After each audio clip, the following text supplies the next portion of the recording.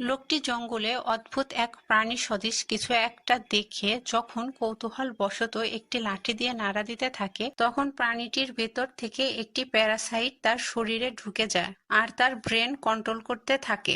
লোকটি হঠাৎ করেই খুব ক্ষুধার্ত ফিল করে আর কাঁচা মাংস খাওয়া শুরু করে দেয়।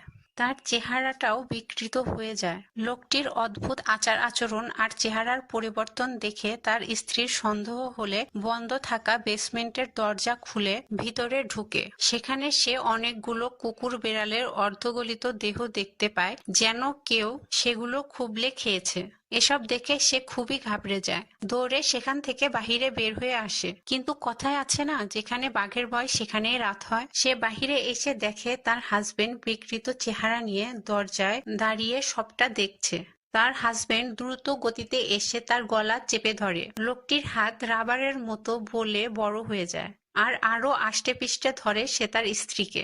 মেয়েটির ভাগ্য ভালো যে সে আগেই পুলিশকে কল করেছিল, তাই পুলিশ আসায় লোকটি পালিয়ে যায়। পুলিশ এই লোকটিকে ধরার জন্য গরু দিয়ে একটি ফাঁদ পেতে অপেক্ষা করতে থাকে, কিন্তু ততক্ষণে লোকটি অদ্ভুত এক ক্রিয়েচারে পরিণত হয়ে গিয়েছিল, যা দেখতে ছিল খুবই ভয়ঙ্কর আর বিদঘুটে।